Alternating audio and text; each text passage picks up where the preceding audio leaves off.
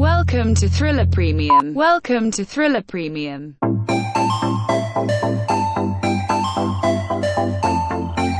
In-depth coverage and timely analysis of macro and micro happenings in crypto and Bitcoin. Welcome to Thriller Insider.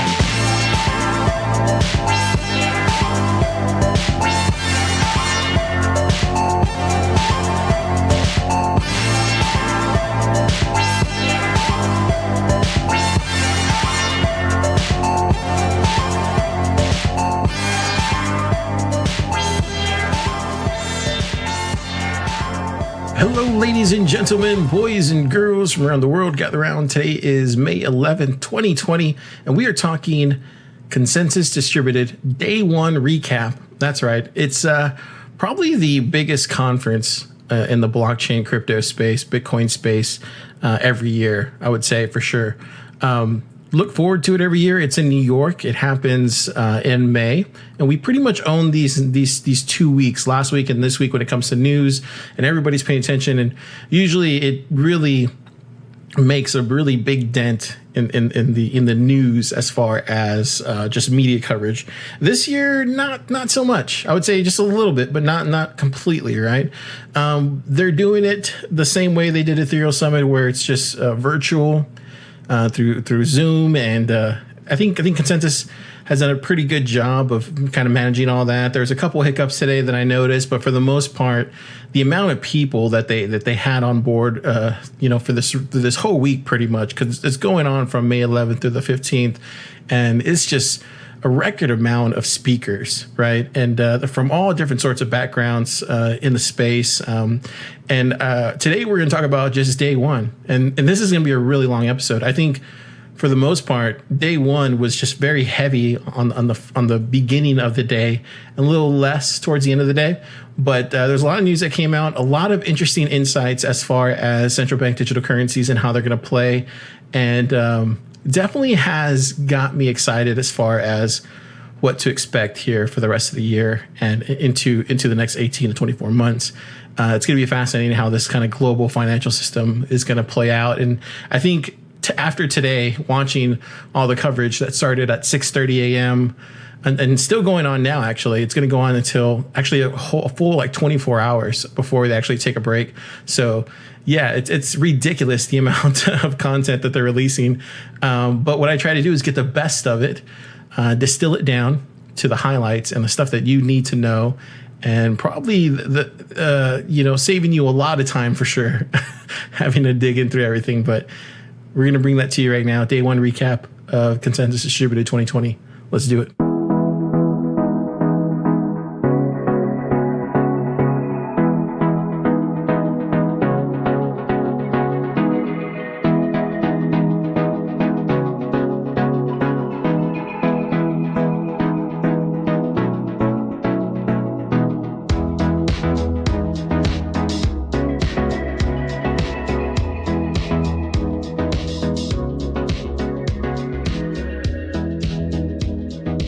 All right. So at the very top, I want to jump in and kind of give you kind of a broad understanding of what was talked about today at Consensus Distributed. And for the most part, at least from what I could gather, it felt like we had central banks, right? We had that talk going on. We had European Central Bank, Yves Mersch, talking about central bank digital currencies and how they're going to affect everybody globally. You also had Bitcoin, right? Enthusiasts talking about Bitcoin and how that's going to affect everything globally after the halving. You also had private companies, right, that are looking to be the distribution layer for a lot more blockchains that are going to be coming out to support digital currencies. You also had the Libra Association also talk about how they're working with the Digital Dollar Alliance with trying to understand what they're doing. And I'm realizing now, like, and then I forgot to mention the Treasury Department. So after today, I quickly realized, like, this is an arms race. Like there's like a Cold War. There's a cold currency war brewing right now. And there's all these different, sectors competing with each other, trying to be the reserve currency, or try to make a substantial debt to replace the reserve currency, or even not even doing that, but being big enough to maybe steal some of that participation, right? So it was fascinating to see all these different comments from all these different sectors, and there really is a Cold War, and I'm not just exaggerating here. There's really a Cold War of currency that's brewing, and it's fascinating to hear all these different sides. So that's what was most talked about today, believe it or not, and that was surprising because I for some reason I thought central banks were on the same size as the Treasury Department. Call me crazy, but no, it's a little bit different. So first up, we have Yves Mersch. He's the vice chair of supervisory board for the European Central Bank, and take a listen to what he has to say about central bank digital currencies.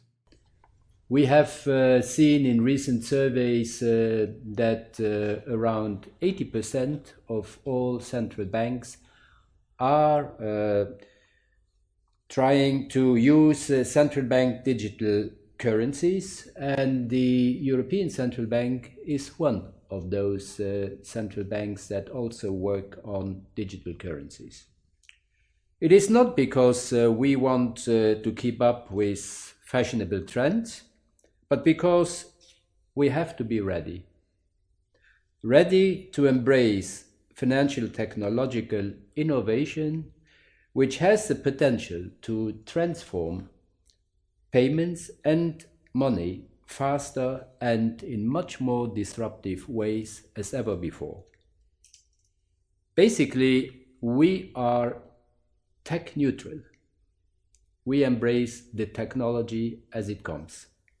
But if our customers, that is the people of Europe, signaled, for example, a change in their behavior for making payments, then we would like to preserve the direct link that we have with them through the issuing of cash. And as the ultimate owner of our currency, we would like to maintain this direct link with our customers, the citizens of Europe. It is true that today cash very often gets a bad press. But despite this, what we see, and this is hardwired facts,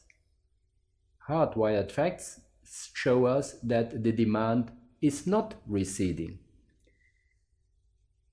There are one or the other countries where you see a slightly lower use of cash in daily transactions, but this is not widespread and certainly not the case for the aggregate euro area.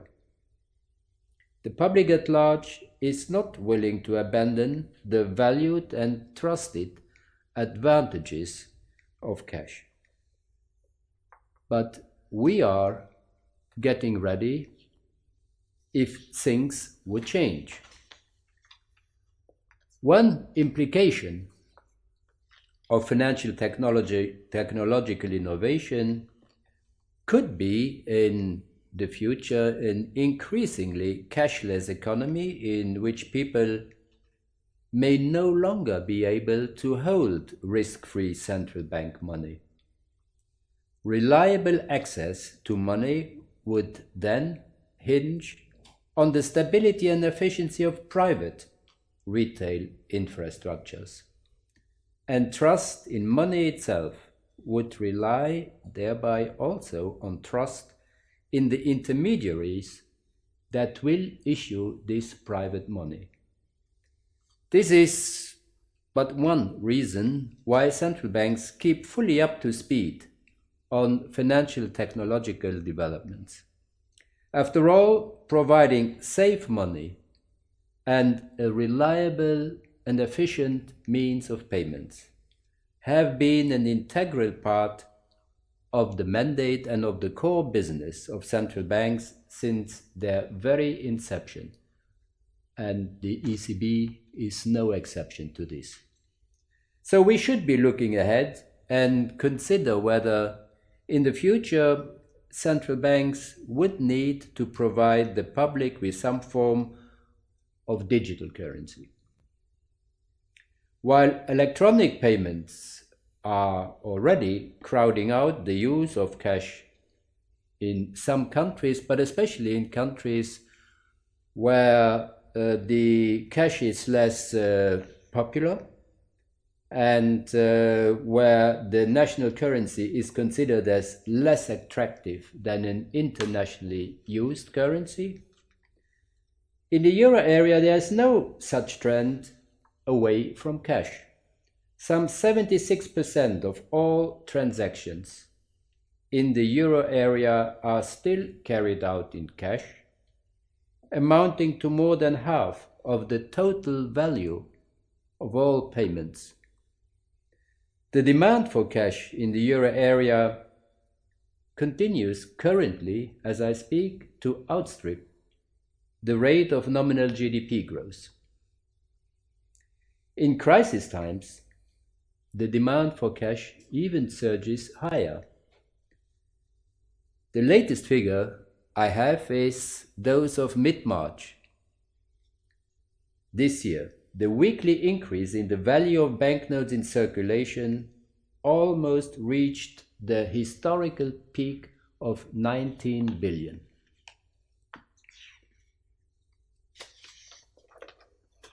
The ECB debate on central bank digital currency is therefore, at the moment, mainly an analytical one.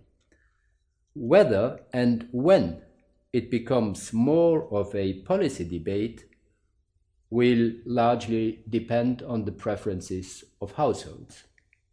We are always willing to innovate in the form of money and payment services that we provide.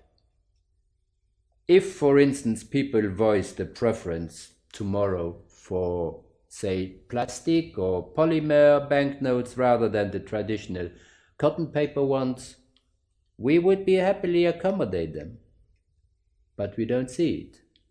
In the same vein, we closely follow technological developments and continuously reflect on the type of money and payments that are best suited for the needs of an increasingly digital economy. Yeah, so he literally, explained out, why European Central Bank are looking into creating their own digital currency. What's fascinating and something that he didn't mention was that we know it took China 3 to 5 years, right? And I think it's safe to say that even if they are starting just now or even earlier this year or last year, it's going to be 2023, 2025-ish, before they actually release anything. There's no way they're going to be able to, knock something out here in the next 24 months. It's just not going to happen. Well, ever since one of the presidents of the central bank came out, I guess it was earlier this year, talking about in Wyoming, talking about how they were looking at a central bank digital currency. But it almost kind of felt like, COVID really spurred on a lot of these countries, and then China as well too. And so I think even if they wanted to release something like later this year or next year, they couldn't. At the earliest would be 2023. But that was one take that I thought was really fascinating, was coming from him. And then it came down to the former Treasury Secretary Lawrence Summers and his conversation about he sees as the biggest problem with digital currencies, at least in America. Check this out. Secretary Summers, Bank of England Governor Mark Carney last year proposed a new basket-based digital reserve currency to get the world off its dependence on dollars. What do you think of that idea? I think it's a long shot. I think it's a very long shot because I don't think there's the necessary political roots of consensus on how there would be global governance of a major currency. I don't think anybody's going to entrust that level of responsibility to the IMF or to an institution like it, or certainly not to the United Nations. And I think the experience is that currencies are like languages. once they become established in having a global role, there tends to be a lot of persistence just because of the network effect. So Mark could be right. He's certainly visionary on this, but I think Mark's other dream around much more active finance around global climate change is likely to happen much sooner than his Bancor. I think it'll be a pretty substantial step if we got as far as the substantial growth in SDRs, special drawing rights of the IMF, that has been proposed. And I'd be surprised if we saw this soon. In some ways, that means less public competition for private digital currencies. So that's fascinating because we were trying to think this out as far as like how that was going to look. Like maybe they do like some kind of reserve basket. And we even talked about it in previous podcasts. Like maybe the IMF comes up with their own currency, and he's just like, no, that's just not going to happen. I was like, wow. To me, that was just profound. I was like, you know what? Geez, I was just totally throwing rocks in the wrong lake. He just took that off the table. So hearing him say that at least gets one, because one of the biggest worries I have these days is staying up at night and wondering like how this currency is going to just change, right? It's one of my neurotic tendencies that I have to just, wonder about these things. And so it's fascinating to hear him say that that's just off the table. One of the other things he touched on was this whole pandemic and how the collapse is coming and how he sees the Treasury and the Fed responding and what he thinks is appropriate going forward. So take a listen to his kind of comments on that. I don't think there was a viable option if we were to preserve a viable financial system.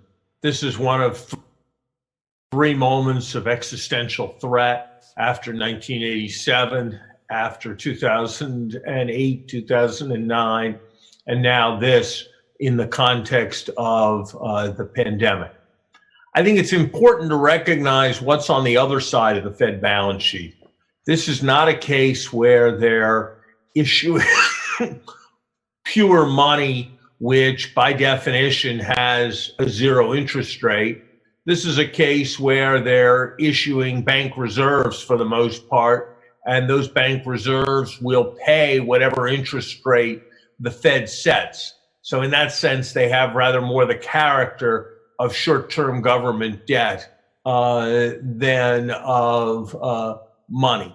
One would be a fool not to recognize that the inflationary risks, given the magnitude of this dislocation, are greater than they were 3 months ago.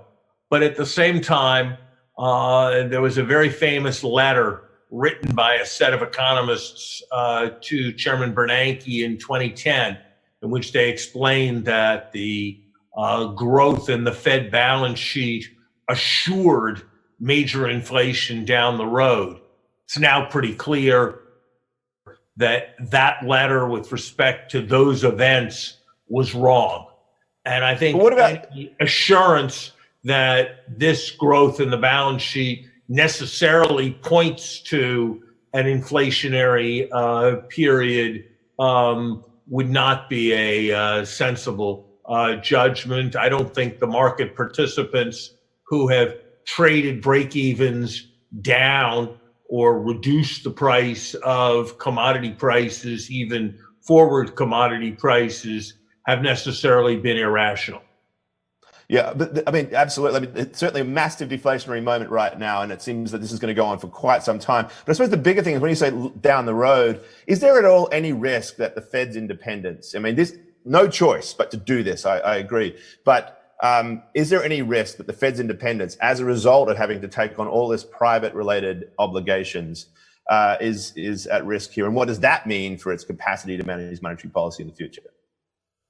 I think you're going to see more blurring of the roles of the Treasury and the Fed. You're already seeing it in these joint facilities that are being operated, where the Treasury is providing the risk capital. When you think about issues relating to financial stability as central, when you think about bailout type activities as critical, inevitably there's going to be more overlap in the roles of monetary and fiscal policy. So yes, I think that the high point of central bank independence has been passed. On the other hand, I think there is a reading of monetary history in which we had a major experience with unanchored money in the 1970s, and a very broad social lesson was learned. And so I think there will be closer relations between treasuries and central banks, but whether that points to a new inflationary era, I think that's more likely than I did 3 months ago, but it's not something I'd be prepared to go out and predict.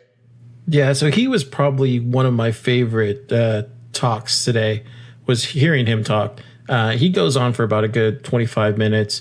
It's unfortunate, we didn't have even more time, to hear him talk. But yeah, he was fascinating. So many knowledge bombs he was just dropping on peasants today. Because these are the things that we think about. We just don't know the answers, behind the scenes, how it kind of plays out.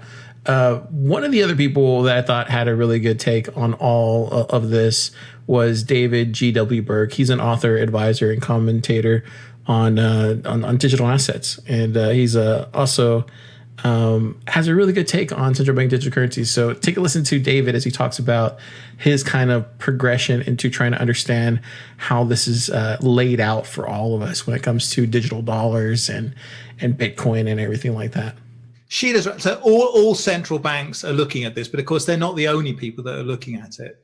And for people who come more from the tech side, like myself, I think it was not a hard conclusion to come to that the decentralization of money would open up the possibility of more issuers. In fact, I wrote a book about that as well. So who those issuers might be, I'm not smart enough to know, but I know there's quite a lot of them. One category is central banks, but another category is private currencies. And because of Libra and Facebook, that's what sort of set me thinking down this path. But the conclusion I began to come to, the more I looked at it, was that actually there are some other activities. I mean, Libra may well have been a catalyst to some of this thinking. I don't think it is in the case of China. I think they've been planning it for a long time. But you see things like the Chinese digital currency and Libra beginning to emerge. Now, as Naomi pointed out, up until quite recently, that was the preserve of, techno-deterministic, cyber lunatics like me, and actually many of your attendees.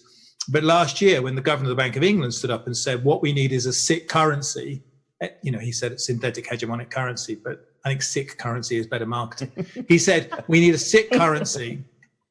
Well, he's not just some guy like me saying it. That's the governor of the Bank of England. And so then you began to see people whose opinions I really respect. Niall Ferguson, who wrote one of the best books about the history of money, The Ascent of Money. When people like that start saying, the US has to take digital payments very seriously because there are issues of hegemony and by extension soft power, you begin to see some divergent opinions opening up. Larry himself last year said, right now the network we have, he meant SWIFT, the SWIFT network doesn't work as well as it should. Larry would favor putting effort into that rather than building alternatives. Right. But when serious people like that start saying you have to pay attention, then something's going on. We kind of know that these currency wars were going to come, to play this year.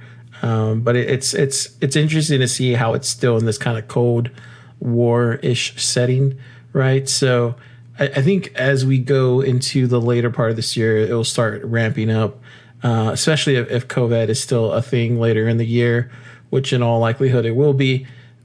Next person we have to talk about is Chris Giancarlo. He's also known as Crypto Dad. I think CoinDesk gave him that term. I think it's so stupid. But he's in charge of the Digital Dollar Project. And we also have Dante Disparte of Libra Association. And they both were actually cordial with each other. They almost looked like they were going to be working with each other in a way. At least that's how it came off to me watching them. But they're both, Dante is the vice chairman and head of policy and communications for Libra Association. And of course, Giancarlo used to be the CFTC chairman. So they both know a lot going forward and what we can expect. And they kind of touched on a few little things, not really some heavy hitting stuff. But I think the conversation between the two was probably the most fascinating thing from it. So take a listen to that. Well, there's so many reasons. I mean, there's as you mentioned in your opening, what the crisis has shown us is really the limitations of the traditional accounts-based, analog fiat-based system as we're faced with the need to get benefits to needy persons in the economy, to keep the economy in neutral rather than going into reverse while we wait to reopen. But we're also finding that just money itself is a virus transmitter, and we need to deal with that. But there's been so many other issues that have been uncovered over the last few years: the cost and the slowness and the friction involved in global remittances, as well as international payments and wholesale payments as well.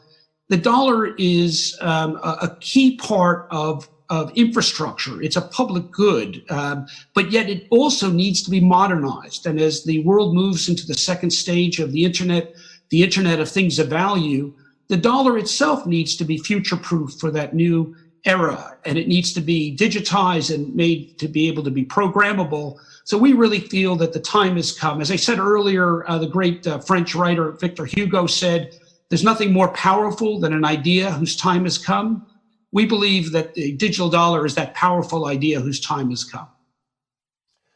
So Dante, to you, with corporate members like Facebook, Uber, Spotify, Coinbase, etc., Libra's model stands as something of a sea change from the sovereign tradition of currency issuance. But what can it offer that central banks can't do already?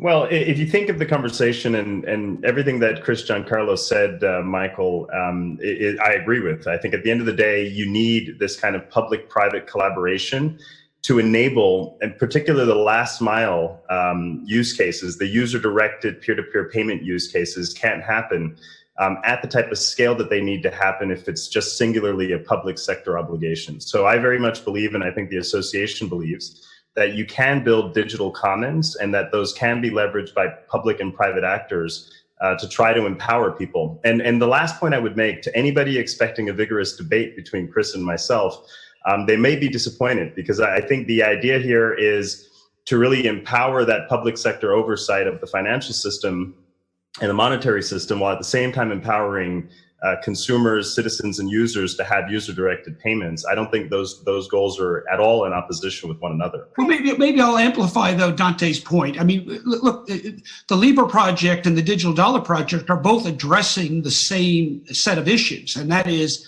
the antiquated nature of our accounts-based analog financial system as we go into a digital 21st century. We tip our hat to Libra because it's because of the Libra project and Bitcoin that we're having this conversation today. And as a believer in the marketplace of ideas, which is the genesis of all innovation, of all scientific discovery, the marketplace of ideas is what's going to produce the future of money. And so we have a lot to learn from each other. There's different approaches, serving different imperatives, but all addressing the same concern about the antiquated nature of the traditional bank-based account system that goes back several centuries and is really going to be challenged by this new wave of the Internet of Things of Value. For sure. Now, Dante, you faced heavy pressure from regulators upon launch, and since then, you've sent strong signals of wanting to keep them happy, and you significantly changed your model, and you hired a new CEO who used to work at the US Treasury, clamping down on illicit finance. So how can Libra, or any currency innovator for that matter, achieve financial inclusion or other such goals while these regulators continue to put barriers around you? That's a great question, Naomi, and indeed we are very lucky to have such an imminent leader coming in to run the association later over the summer in Stuart Levy, and someone who I think will demonstrate what we have been saying all along, that financial inclusion and financial innovation and compliance and oversight are not in contest.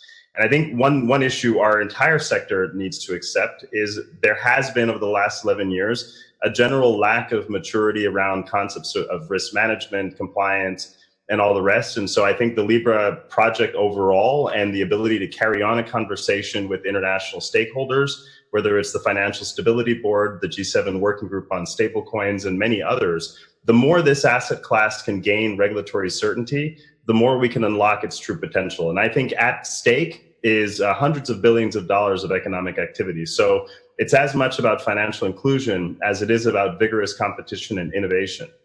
We at the Digital Dollar Project have brought together an advisory board of privacy experts, national security experts, law enforcement experts, because we think it's critically important that a digital dollar have built into it as a design feature are Western values of an expectation of a degree of privacy in our use of money. Now, even with cash, let's be honest, there's a balancing between privacy rights and law enforcement rights right now, right?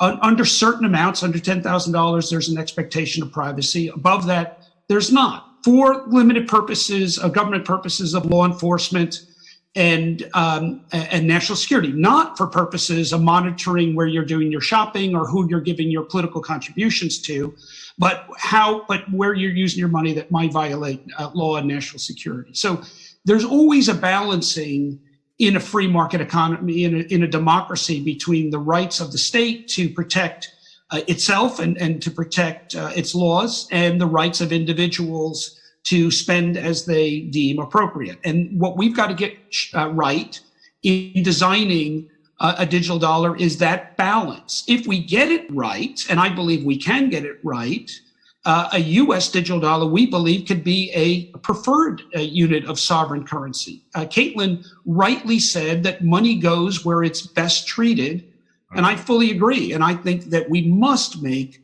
one of the design imperatives in designing a US CBDC getting the privacy balance right. So people around the globe, there's always competition for use of currencies. If you look at history, more often than not, you had both sovereign currencies competing against each other, but also competing against commercial-driven currencies in the global world. It's the last several generations of the dollar's dominance and sovereign currencies' dominance over commercial currencies is relatively unique in human history. But whatever the case may be, we believe that it's possible. In fact, we believe it is an imperative to get this balance of privacy rights right in a digital dollar, so that the dollar is seen as a reserve currency of choice, not of forced usage, but of choice. Yeah, really fascinating conversation between those two. I didn't know they were buddy-buddy, but it's clear to me, at least now, more so today after hearing it and watching all this, we're going to have ourselves a digital dollar that the government is going to say that it's sovereign currency, right? And then I think it's safe to say Libra is going to have their own, digital dollar of some sort that's pegged to some kind of a stability of tons of currencies, right? Whatever they use, and then I would say you're going to have this open source, right? You're going to have Bitcoin, you're going to have DAI, you have USDC, you're going to have tons of cryptocurrencies that could be used as well too. My hope is two things. My hope is that they don't try to thwart open source, and they make sure that they include all these other cryptocurrencies, including Bitcoin, and these wallets, these digital wallets that get created by either by Facebook or by your bank at Wells Fargo or by whoever makes these wallets, where it has our identity tied to it, where it has all our private information tied to it. Because it's all likelihood he says one thing, but if you know the government, the United States government, they're going to monitor your digital wallet to a certain extent, right? I think Giancarlo tried saying, well, maybe if it's over $10,000, right? Whatever, you can just automatically assume that's going to get monitored. I think it's important to make sure that these open source projects like Bitcoin, like Ethereum, and other cryptocurrencies don't get left out from those digital wallets. I would say it's highly important that they make sure to include them and give consumers the option to choose between the 3 or the 4, or however many it's going to be. But I think in the future you're going to see a lot of this happen, and I think with these underlying protocols like Uniswap or Kyber network, I think you're going to see people being able to swap these tokens interchangeably on the fly, right? Like kind of like what we do now. If you go to Uniswap, you can swap USDC for ETH and vice versa. You can be able to do that with the digital dollar or with the Libra token, and you're all going to be able to do that from your digital wallet, right? And this future is starting to kind of take shape now as we're hearing everybody talk about this. I wish they would have asked some questions about the fact that we have trillions of dollars that have been printed out here as of late. And how is that going to get taken care of itself? Right. So it was one thing I kind of wish, Naomi would have asked them just said, hey, if we do make this digital dollar, we're still running up the debt the same way, just to get some more clarity on that. I'm sure that he probably would have answered that, but still, it would have been good to hear. Other than that, it was a great interview. One of the other things that came out today was Brian Brooks. He's the Chief Operating Officer of the United States Office of Comptroller of the Currency. As you know, he used to be at Coinbase, and he's the one person that actually kind of coordinated and seeked out to United States regulators about creating this USDC for Coinbase. So take a listen to what he says as he just kind of drops the bomb on everybody regarding federal licensing framework for crypto firms. Check this out. There are certain reasons why we have a national bank charter that allows a bank to operate in all 50 states without needing to get a bunch of different licenses. Kind of goes back to, Hamilton era, if you saw the musical, right? The notion was for the country to grow, we needed to have a strong financial footing, and to be a strong economic country, we have to have the biggest possible market, so we can't balkanize our economy state by state. You need a big national platform. There's a historical reason why states have certain kind of licensing authorities and oversight authorities versus the federal government. And crypto is one of those areas where we have to ask ourselves, does it make more sense to think of crypto exchanges and crypto projects as local projects or global projects? If they're global, then the rationale for a single national license starts to make a lot more sense, right? And so one of the questions is, over time, how do we conceive of what crypto really is? Increasingly, I think there's an argument that crypto looks a lot like banking for the 21st century, right? There are stablecoin projects that have a lot of the look and feel of a deposit product. There are a number of tokens that look and feel a lot like a payments application. There are a number of things that look like remittance projects and other things, all of which we understand historically to be part of the banking system.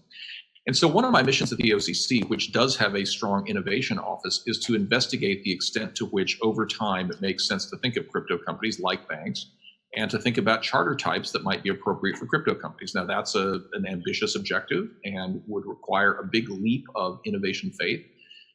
But again, I come back to the idea of things that are inherently borderless, like crypto, probably make sense in a license structure that is more broadly applicable than state money transmitter license.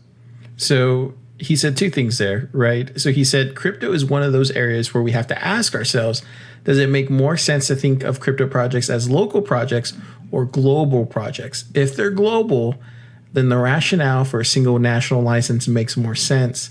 Now, this is fascinating because this falls into line what everybody was kind of anticipating, that there was going to be some kind of national crypto act of this year, right, or next year, or however they're going to distribute that as far as a bill or a regulation, right? And he said one other thing. He said this would give these startups an alternative to the state level money transmitter licenses when building operations. So that's almost like taking a right jab to New York because we know how hard it is to get a BIT license in New York, right? And so this would allow these cryptocurrency companies and fintech firms to kind of play on a national level as opposed to a state level. And so completely fascinating. It really shows that Brian Brooks is on our side. If there's one person that we have, looking out for crypto, it's likely Brian Brooks, the comptroller of the currency right now. So fascinating, jaw-dropping information that we got today just on that piece alone, which kind of puts everything that we heard before this on its head, because this will give open source cryptocurrencies the opportunity to kind of compete now with the Libras and the digital dollar. It puts everybody on the same playing field now. So that's really cool. And it gives opportunity to more people who wants to, pursue that. They can now do that as well. So this is all the information that we had on central bank digital currencies, digital dollar, how that's going to incorporate in the future, the currency wars, and all that jazz. Like, this was the most information we got on all of that. And some of the stuff that we've been speculating for a long time, but just never had any actual information.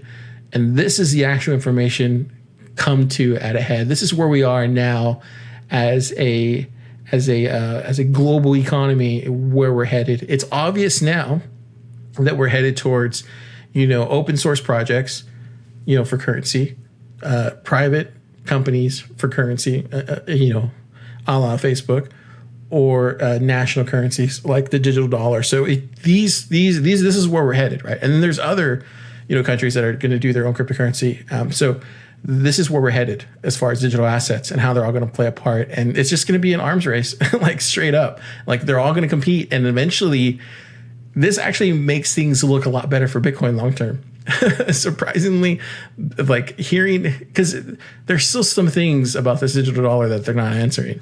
And hearing what Lawrence said earlier about like them not, pegging anything to a basket of currencies tells me that inflation is going to keep occurring. So yes, it really puts Bitcoin at the forefront of all this. So this is all great news, in my opinion. Like, this is much better news than I could have even anticipated going into consensus on day one, which is awesome. Okay, so the rest of the conference really had a lot to do with some projects like Zcash made an announcement today. They said that they're going to be looking at a handful of big names in crypto who want privacy features. So they announced that they're going to launch a Zcash Developers Alliance, and they're going to work with Lightning Network startup Bolt Labs to do cross-chain technology, and they're going to try to bring privacy to Bitcoin, privacy to Cosmos and Ethereum.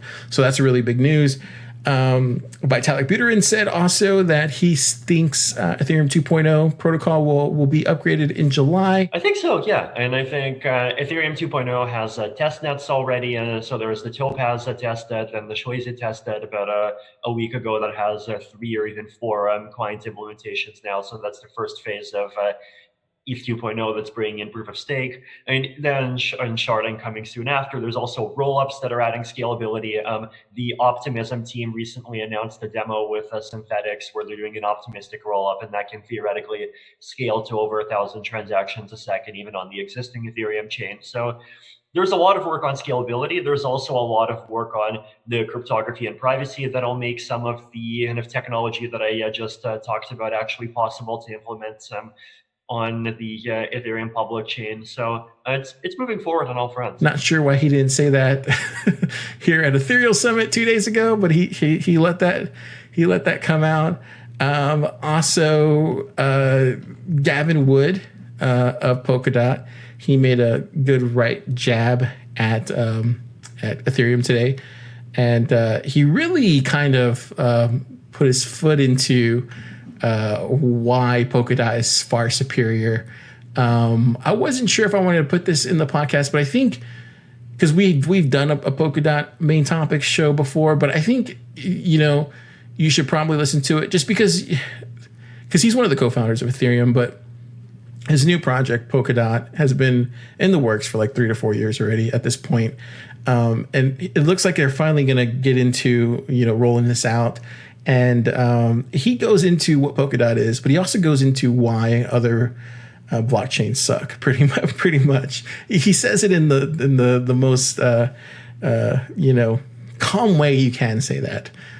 So I'm going to play that for you now. Gavin Wood, on-chain mergers and acquisitions. Take a listen. It's a multi-chain and it's heterogeneous because each of these pockets of transaction processing logic don't specify the kind of fundamental kinds of transactions. Rather, they leave it entirely open-ended to the underlying team or developer or project, whatever. This gives an unprecedented level of flexibility, much more so than the sort of dynamic resource, dynamic metered model that Ethereum gives, although Ethereum, of course, was incredibly important at the time. This allows for not just the kind of smart contract model, although it does allow for that, but to be used, but also for more fixed function pipelining, fixed function transaction processing to be done that can give much greater performance gains. Now, Polkadot also has an emphasis on governance and upgradability, two critical elements I think you I hope to convince you of by later in this talk. So Polkadot's really the first of its kind. It's a platform for creating trust-free systems, not unlike smart contract platforms, but it really aims to give much greater technical guarantees, technical facilities in terms of flexibility, performance, and the underlying security. It's, I think, not tremendously unreasonable to compare the sort of transactions per second. Bitcoin here with realistically it's somewhere between 2 and 4 transactions a second. I put 5 because it has managed to get up there. But realistically at the base level, without any tricks, no lightning network, no ZK snarks or start tricks, or at its basic level of computational performance, which can obviously be increased and improved across all chains by using these tricks. But at the base level performance, we're looking at around 5 transactions per second for Bitcoin and not very much programmable functionality, about 25 transactions per second for Ethereum, but obviously with much more programmable functionality, although the more you use it, the worse it becomes. Kusama, about 1,000 on its base chain transactions per second, with the programmable functionality being much more highly performant. This is the programmable functionality that we're looking at. This is using a WebAssembly base layer, which I'll go into in a second. Polkadot, because it has the parachains, and Kusama will eventually have parachains, but I'm sort of talking about Kusama right now. Polkadot, once it has the parachains, will be scaling up to maybe 100,000, up to maybe a million transactions per second. I'll quickly talk about that. How will it do that? 1,000 transactions per second on the parachain, 100 parachains, 100,000 transactions a second. 100 is probably quite conservative. We've done some design upgrades. Probably it's going to be, I think it might get up to maybe even 200 parachains. And there's all sorts of further optimizations that we can do in terms of the database and I/O storage layer, the WebAssembly interpreter layer. This is all fundamentally on a meta protocol platform, which means it's upgradable. And also multi-threading. We do aim to bring in multi-threading to this, which will allow much better use of these sort of 6, 8 core CPUs that we're seeing increasingly prevalent. Polkadot is fundamentally upgradable. It's governable, unlike basically most of the chains. There are 1 or 2 that could maybe make this claim as well, but Polkadot does it in a little more style, I think.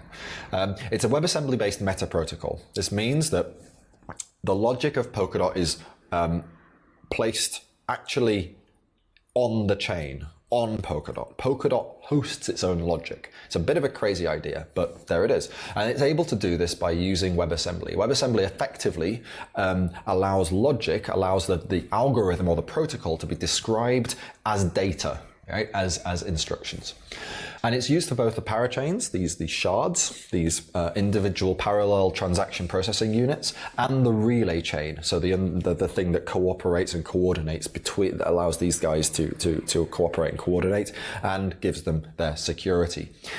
Because we use a meta protocol, we have seamless upgrades that are controlled by the underlying logic of the consensus, the underlying logic of the chain. So the chain's logic can dictate what the chain's logic changes to, can dictate its own changes. In essence, it has control over its own destiny. What do we call this?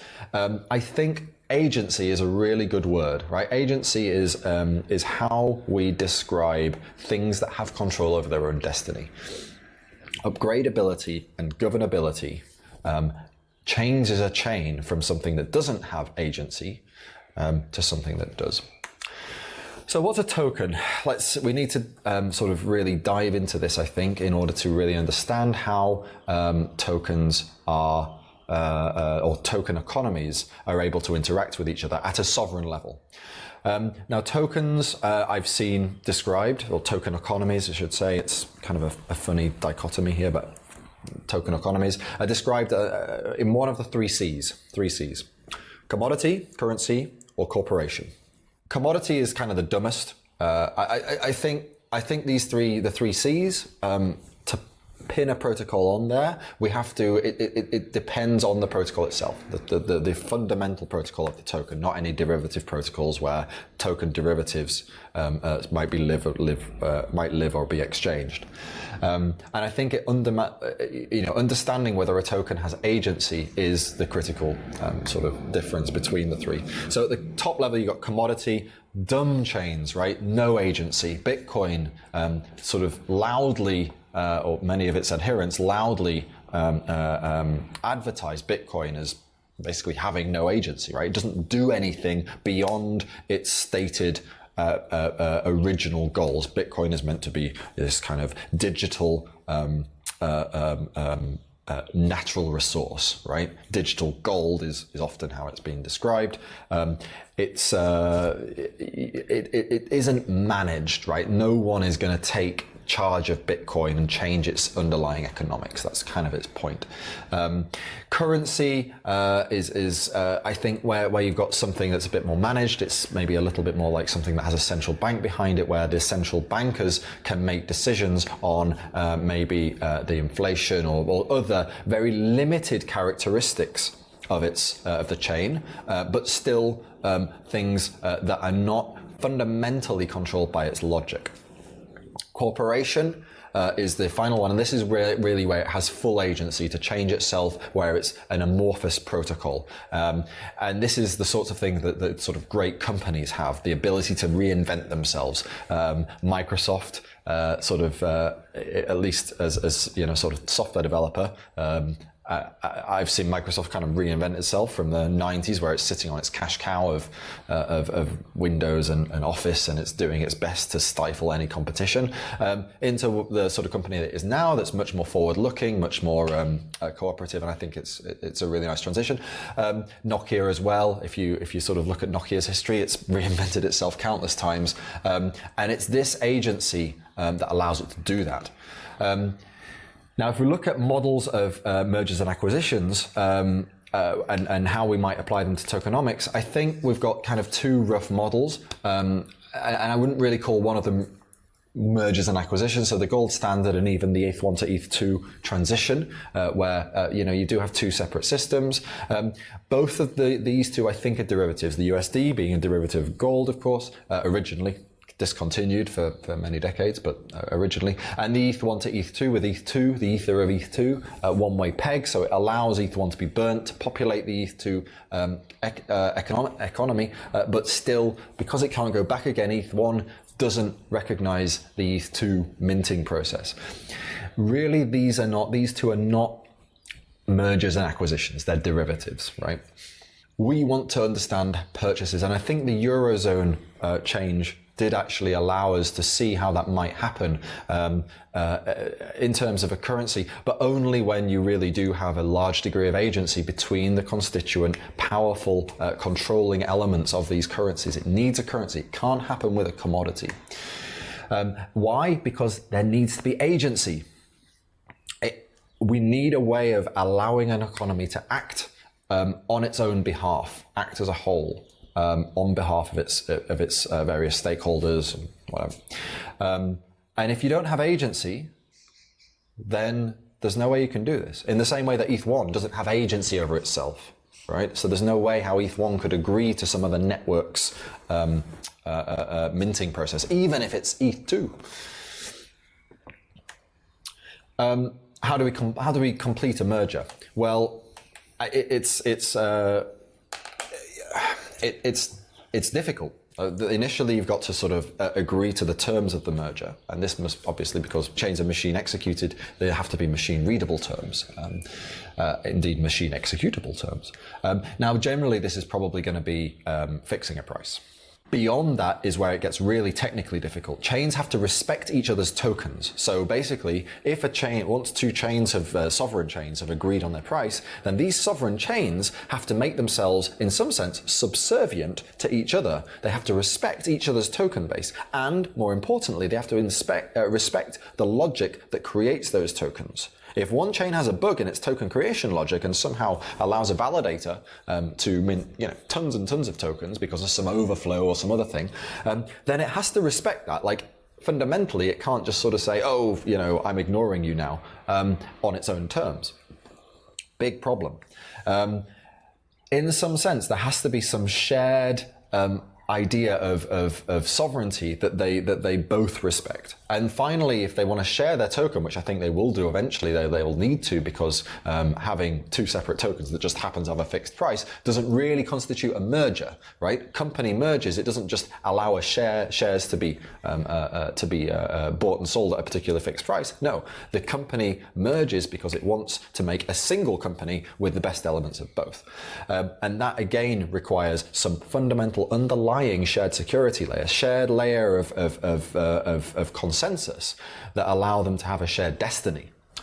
Polkadot facilitates this by being an underlying platform for blockchains that allow them to get their own shared security, their own underlying consensus, without restricting in any way what they can do in their own deterministic, logical execution.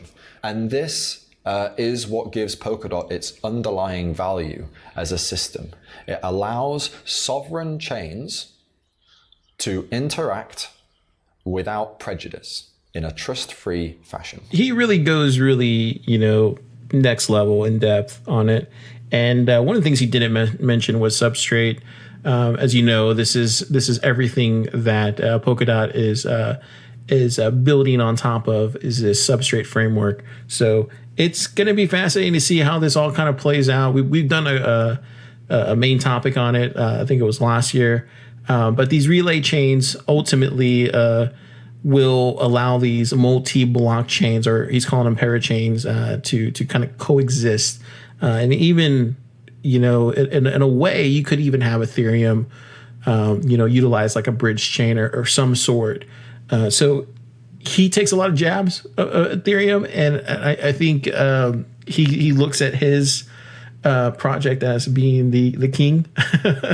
So but in reality, one thing I've noticed about Ethereum, they don't care. They're going to keep building and keep working, and they're willing to work with anybody, as you see today with the announcement with Zcash, and even with I think it was it's a Kyber network that is doing wrap BTC now, so they're even taking in BTC. So, like, at the end of the day, Ethereum's going to work with whoever, regardless if they're trying to infiltrate their market. There's really none of that kind of like, oh, I don't want to work with you because of this. Like, they even embraced Libra. So that's what I'm trying to say. Like, there really shouldn't be a need for this, like, this kind of my project's better than your project, because at the end of the day, Ethereum's trying to work with everybody regardless of what you're building. And Substrate and Polkadot will definitely utilize Ethereum at some point, because I think one thing that most people need to realize is that Ethereum has such a lead at this point that in order to get developers to start building on your platform, you're going to need to pull some from Ethereum, right? And that's just where they all exist right now. So Polkadot could definitely, come in here and start allowing people to build on top of them. But at the same time, you're going to need to work with this existing ecosystem. And most developers these days are on Ethereum and Bitcoin primarily. So we can even see how much trouble Tezos is having just to get developers. So. Yeah, I think it's going to be fascinating to see how that all plays out here in the this next big major bull run. And one last thing, we got to talk about Bitcoin, right? Because it was halving day, and we're actually going to talk about that in Thriller Rundown after this episode. But we got to hear from Safdien Ammous, right, and Eric Voorhees, some Bitcoin OGs, talking about how central banking is mucking everything up and leaves Bitcoin to kind of take the flag and run with it. So check it out. I think so. I mean, it's the pretense of pretending that this is all independent, that this is all scientific, is really falling apart as we see these crises pile up, and we see these kinds of emergency procedures, and we see, we really making it up as they go along is the only ideology or the only scientific basis for. So if it really is all psychological, what are the signals we're going to get from Bitcoin? Let's say having a stronger psychology, right? What makes Bitcoin stand out, and how can it transcend and push through these limitations that you're describing? I think ultimately it's just the brutal realities of supply and demand. We're always finding new ways central banks are always finding new ways of increasing the supply of their money, and they're tasked by ensuring that there's no inflation. So they're constantly trying their best there's no deflation. So they're constantly trying their best to increase the money supply. And we see that happening all the time. However, with Bitcoin, we see the opposite. We see the supply declining. So I think just the brutal realities of the supply is not declining, but the new production is declining. So, we're already made about 80-90% of all the Bitcoins that have ever been produced are already produced. And the new production is just going to get smaller and smaller. And so Bitcoin's credibility as a store of value and as a medium of exchange, as a form of money, is continuing to increase because it operates without all of these political oversight, because it operates without all of these problems that central bankers have, which, I think it's astonishing to think about it, that Bitcoin really does to central banking what the automated telephone does to phone operators. It used to be that in order to make a phone call, you needed to have somebody plug a wire that connects to your house into a wire that connects to somebody else's house. And now we've figured out a way to obviously make it much more productive by just turning it into automation. And I think this is ultimately what Bitcoin does. And as I think the interesting thing over the last few months is that as the world has fallen into crisis, all kind of risk assets liquidated, and Bitcoin liquidated for a while, and it lost a significant amount of value. But it wasn't outstanding volatility by Bitcoin standards, or maybe it was, but Bitcoin's now recovered, and it's still up on the year, and it's still up on since the year's end, since the turn of the year, and it's up. And following up on that question that I had about signs, would you take one of those signs as the broad-based retail buying around that dip as one of those things that you're looking at, that there was this sort of, a lot of people believe this was temporary and just a few people shedding some risk? Could be. I think it's still a little too early to start reading signals from Bitcoin's price to the broader market, because Bitcoin is so small at this point that one hedge fund deciding to allocate money into Bitcoin, I think, can have a significant impact on the price. But I think more important than any kind of specific trigger or any kind of specific sign is just the continuous reliability. The fact that every 10 minutes there's a block, more or less, exactly as expected, and that the supply increases exactly by how much is expected, and that there's no politics. We're witnessing a once every 4 years change to the monetary policy, and nobody is arguing about it. Nobody is discussing whether we should change things or this way or that way. And I think there might not be one kind of specific incident that brings the attention of the world, but I think slowly but surely the drip continues to turn into a stronger current because of Bitcoin's just constant nature. So this year, there was some Bitcoin panels. I'd say there are probably about three or four of them. But I think Safdien really put it in perspective there. And then, of course, Eric right here talking about about why giving money away is not a fix for the problem that we have now. It actually makes things worse. So take a listen to Eric as he talks about this. First, I'm not surprised by any of it. Whenever people have problems these days, they tend to ask, beg, desire the government to step in and solve those problems for them. Some of those problems can be solved by governments, some of them cannot be, and many think they can be solved, but actually end up making things worse. So certainly as the coronavirus has spread around the world, it's been a horrible human tragedy, and that, tens of thousands of people dying, and just completely awful. Many people, I think, will know someone who's been directly affected or has died from this. And that's a serious problem, but that will recede at some point. The virus will go away over time, within a year. And what won't go away is the intervention, and specifically the habit of intervention and the ways in which the government has further encroached into people's lives. Some of them small, some of them big. That never recedes. That doesn't go away when the weather gets warmer or when a vaccine is found. There's no government vaccine that we can take next year. So what I'm really worried about isn't the short and medium term effects of the virus so much as the long term effects of the further government intrusions, not just into the economy, but into people's social lives and behaviors. So in your perfect world where, let's say, people had all adopted crypto already, I guess how would this situation be different than what we're seeing now?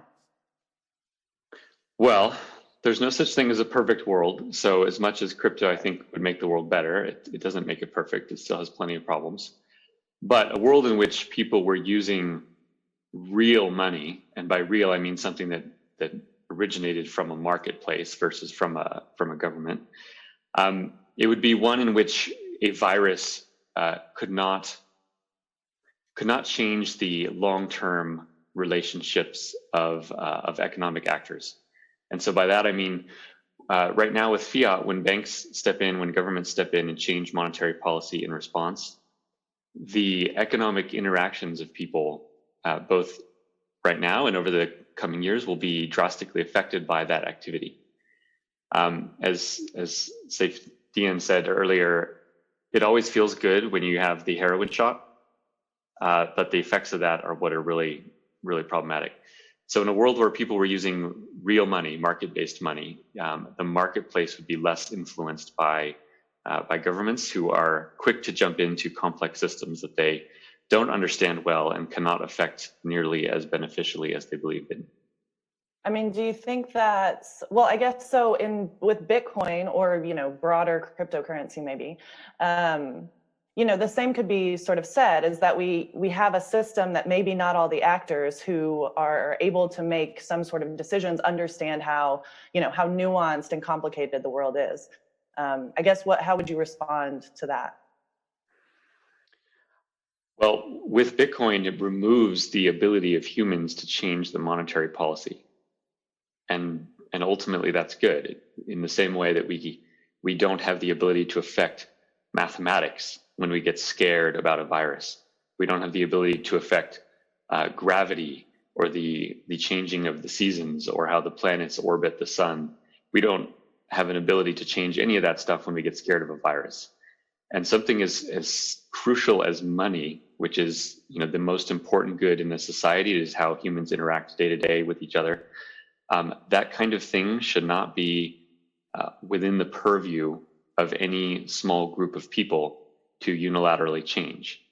I think it will be very clear in the future, 5 years, 10 years, 20 years, in the future, that a group of central bankers deciding what the price of money should be will appear very, very foolish indeed. And in Bitcoin, that power is removed from people. And that's why ultimately it will be much more trustworthy over time, and is why ultimately it will retain its value far better over time. So the economist Joshua Gans, who spoke at Consensus last year, has weighed in on the recent inflation risks in America. And he said, whoa. Certainly 3 trillion, I guess it was printed, maybe more. Not even sure where we're at right now. No one is, I guess. A bunch of trillions were printed. We're rounding to the trillion now, which is crazy. Rounding to the trillion now. A lot of money was printed.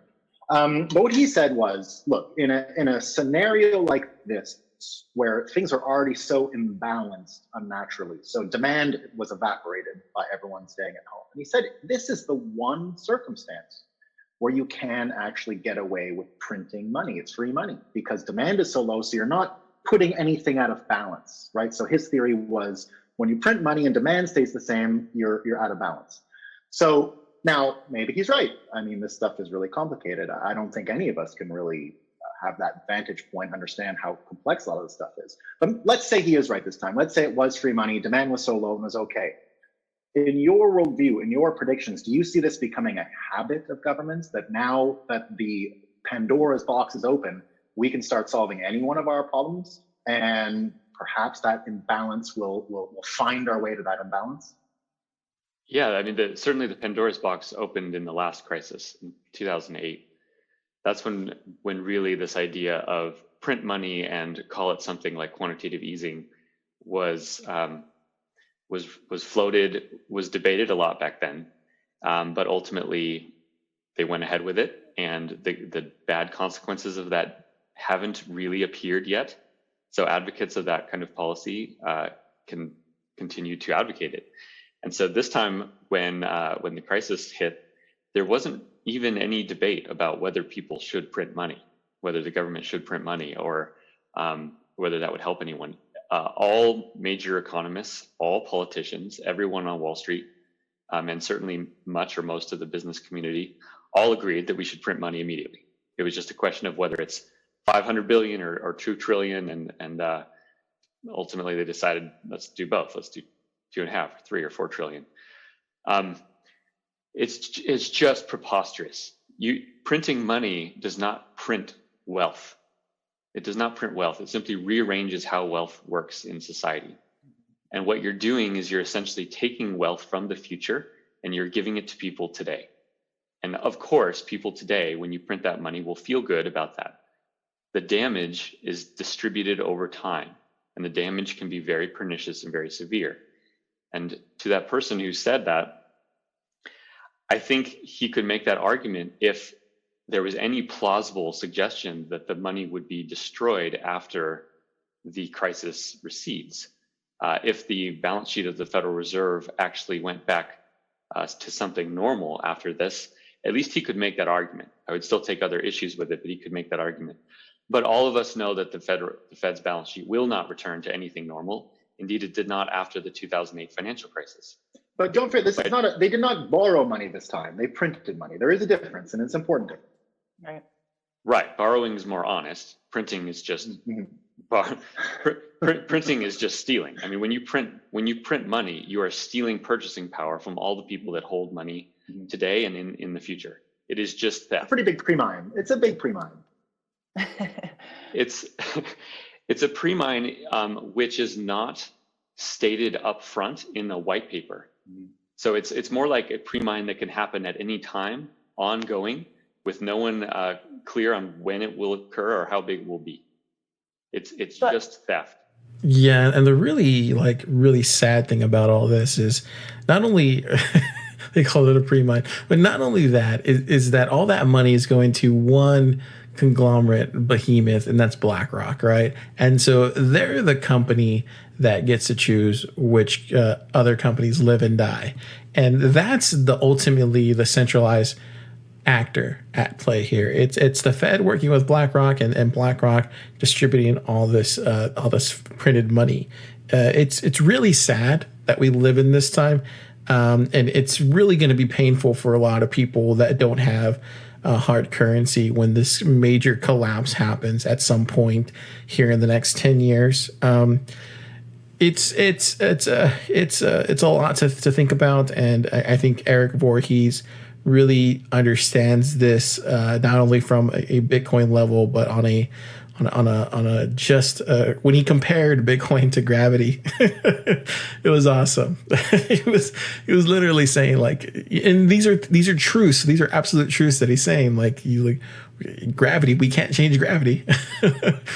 Like, so it was just a fascinating ending to what I thought was a great first day from Consensus. And it's really fascinating to me how CoinDesk puts this together. Is you still have your Bitcoin panels, but you don't mix your Bitcoin panels with your with your regulators or the people like Lawrence from the Treasury Department, like or previous Treasury Department. So you don't really mix those people, and I think it works best that way.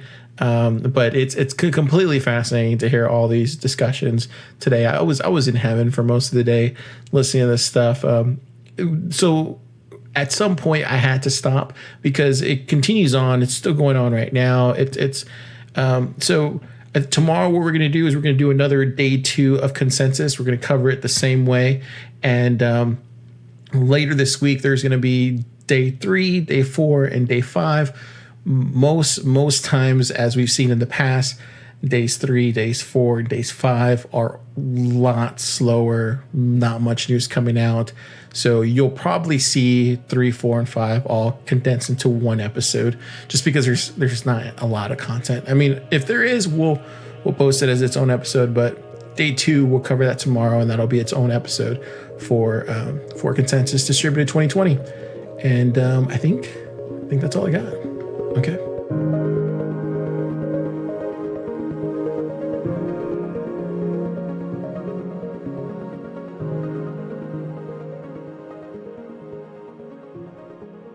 Yeah, such a fascinating weekend in Bitcoin, right? We saw the drawdown, right, from where we were at 10.4 or something like that, and then it fell back down to just under 8, and then climbed back up to 9.4, and then today we saw it drop down again, and so all this was going on with the halving, and then with Paul Tudor Jones, and we're going to talk about all of that here and through the rundown, because we haven't even touched any of the other stuff that's going on in the space. That's really big news. So yeah, just an excellent weekend, and last week and this week into Bitcoin and crypto. What a time to be alive in the space. So stay tuned for Through the Rundown coming up here next. And tomorrow we're going to do day 2 recap of Consensus Distributed 2020. And that's because we didn't even cover all the projects that were here in Consensus Distributed 2020 for day 1. But we did the best to get the best highlights for all of y'all. So stay tuned to our coverage of Consensus Distributed 2020 all week long. We try to bring you all the news. All right, see you next time.